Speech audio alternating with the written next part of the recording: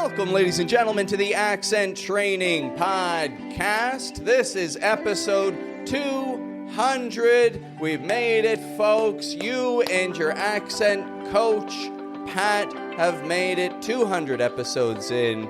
It is such a pleasure to be working together with you, my friend, and seeing your advancement. It's a real honor. Now, as a gift for you for episode number 200, I'm going to teach you a lesson that I've learned from an extremely valuable, extremely powerful book, Robert Greene's The 48 Laws of Power. I'm going to tell you two stories that come from this book. The first story is a story of failed communication and a loss of power. The second story is a story of successful communication and gaining power.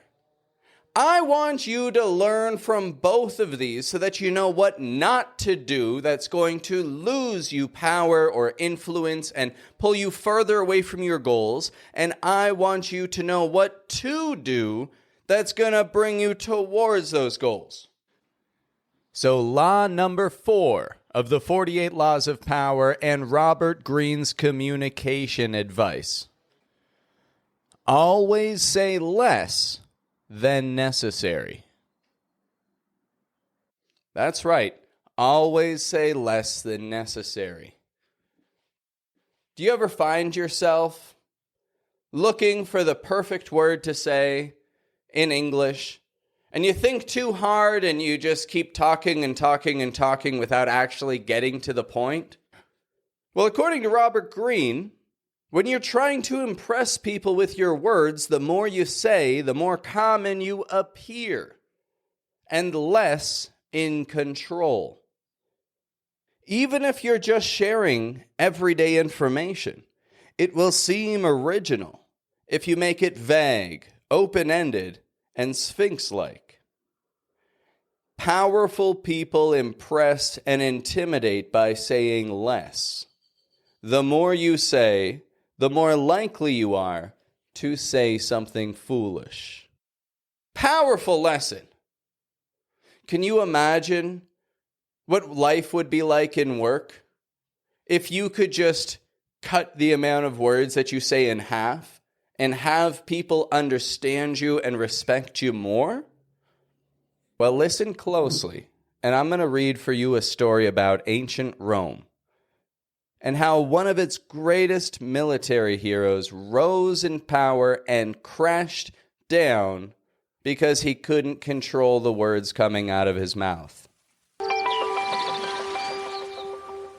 Gnaeus Marcius, also known as Coriolanus, was a great military hero of ancient Rome, saving the city from certain disaster time and time again. Because he spent most of his time on the battlefield, nobody actually knew who he was, making him a bit of a legendary figure. Eventually, Coriolanus decided it was time to exploit his reputation and enter politics. He stood for election for the high rank of consul. Candidates for this position traditionally made a public address early in the race. And when Coriolanus came before the people, he simply began demonstrating the dozens of scars that he had earned over 17 years fighting for Rome. Few in the crowd really heard the lengthy speech that followed. Those scars, proof of his valor and patriotism, moved the people to tears. There was no doubt he was winning this election. When the polling day arrived, Coriolanus made an entry into the forum, escorted by the entire Senate and by the city's patricians, the aristocracy. The common people who saw this were disturbed by such a blustering show of confidence on election day. And when Coriolanus spoke again, mostly addressing the wealthy citizens who had accompanied him, his words were arrogant and insolent. Certain that this election was in the bag, he boasted of his battlefield exploits, made sour jokes that appealed only to the patricians, voiced angry accusations against his opponents, and speculated on the riches he would bring to Rome. This time, the people listened. Now they noticed that this war hero was really just in love with himself. News of Coriolanus' second speech spread quickly through Rome, and the people turned out in great numbers to make sure he was not elected. Defeated, Coriolanus returned to the battlefield, bitter and vowing revenge on the people of Rome who had turned against him. Some weeks later, a large shipment of grain arrived in Rome. The Senate was ready to distribute this food to the people for free. But just as they were preparing to vote upon the question, Coriolanus appeared on the scene and took the Senate floor.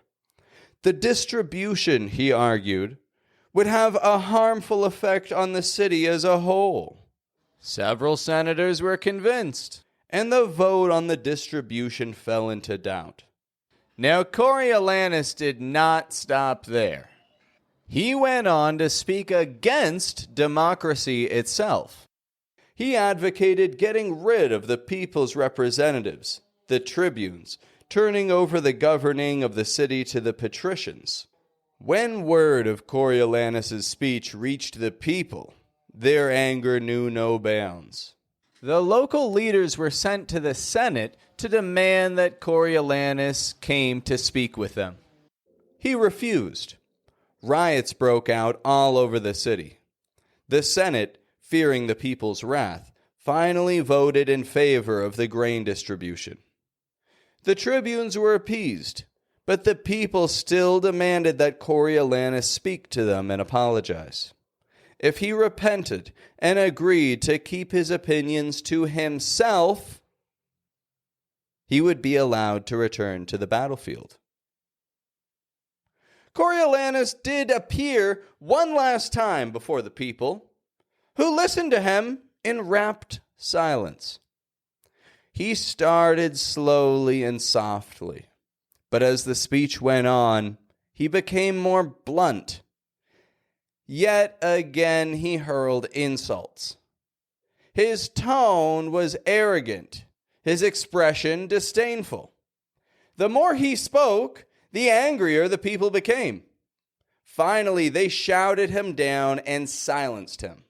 The local leaders once again had a meeting, condemned Coriolanus to death, and ordered the magistrates to take him at once to the top of the Tarpeian rock and throw him over. The delighted crowd seconded the decision. The patricians, however, managed to intervene, and the sentence was commuted to a lifelong banishment. When the people found out that Rome's great military hero would never return to the city, they celebrated in the streets. In fact, no one had ever even seen such a celebration, not even after a major victory over a foreign enemy. Now, what does this story tell us about communication? It means if you say too much, you're more likely to look like a common fool than some sort of expert.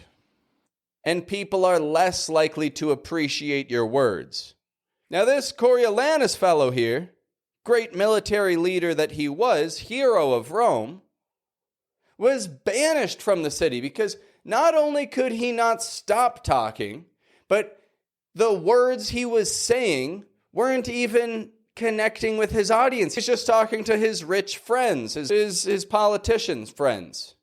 He wasn't even addressing the regular, everyday people.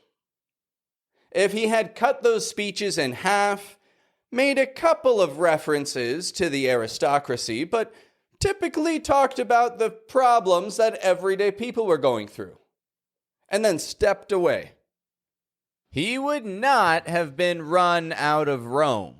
He would have actually had an extremely successful career considering the influence that he had. But instead, they kicked him out of the city, disgraced his name, and, well, the story doesn't say what happened to him next. In the words of Robert Greene, the human tongue is a beast that few can master.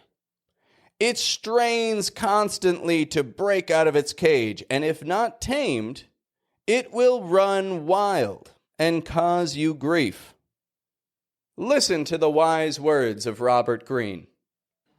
Control your tongue and protect your power.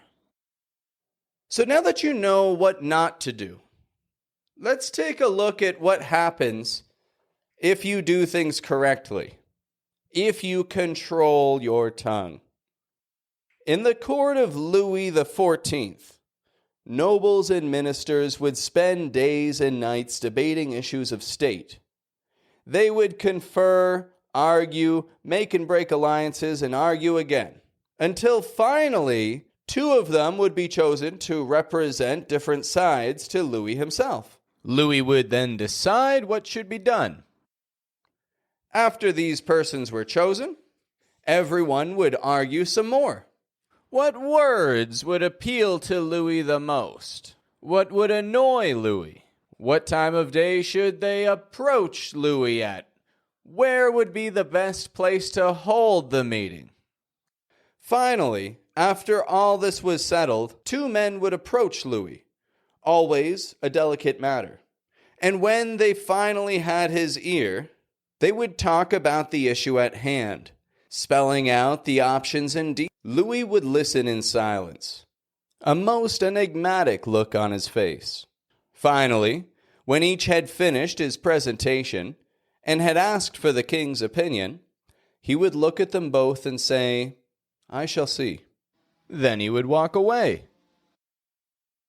The ministers and courtiers would never hear another word on the subject from the king, and they would simply see the results, weeks later, when he would come to a decision and act. He would never bother to consult them on the matter again. What can we learn from Louis here? Well, Louis XIV was a man of very few words. His most famous remark was, "L'État, c'est moi." I am the state. Nothing could be more powerful, yet so eloquent. His infamous "I shall see" was one of several extremely short phrases that he would apply to all manner of requests. Louis was not always this way.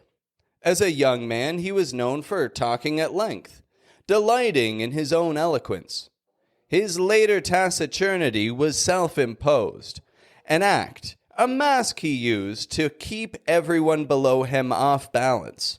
No one knew exactly where the king stood or could predict his reactions.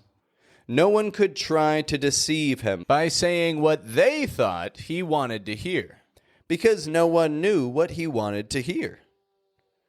As they talked on and on to the silent Louis, they revealed more about themselves, information he would later use against them to great effect.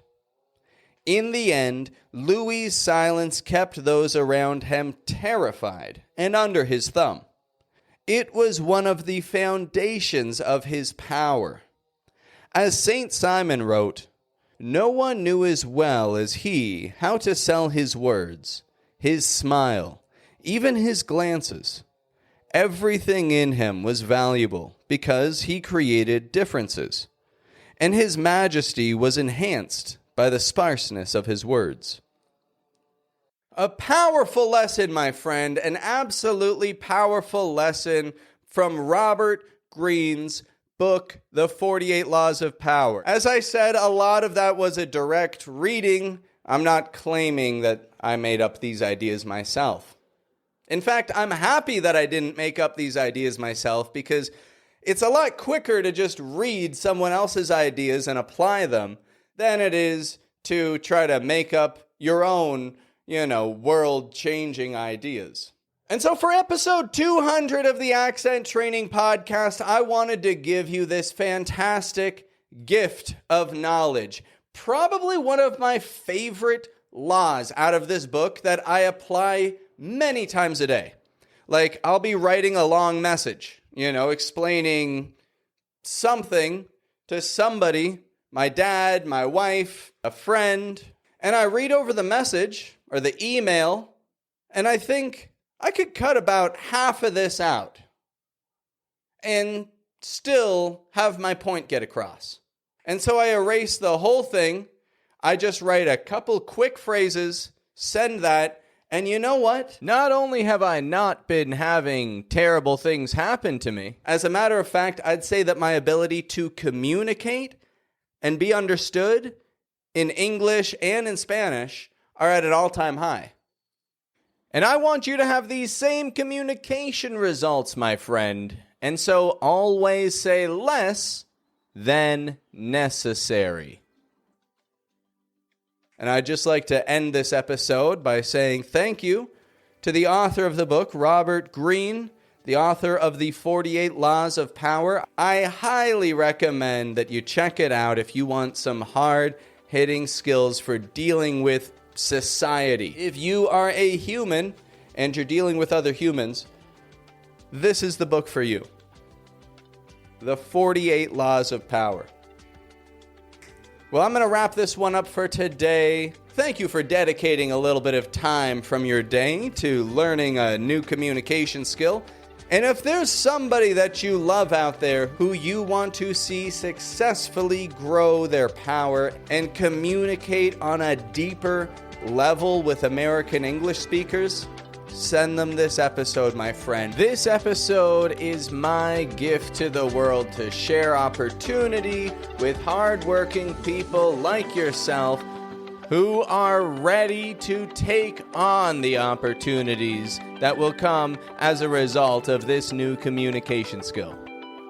Now get out there and practice your English communication, my friend. Have a good one.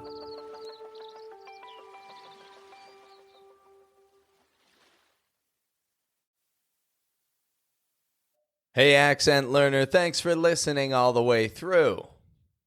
I have a handful of coaching spots opening in April, and I'm looking for some serious accent learners who want to see hard-hitting results before the summer of 2024. Does that sound like you? Well, then apply for your first coaching strategy session with me. I've helped hundreds of people develop the American accent, and I can help you too. I'll review your application, and if I see that my coaching methods are a good fit for your needs, we'll get in touch to set up your accent training strategy for success. So what are you waiting for? April's almost here. Apply now and book your accent training strategy call while spots are available.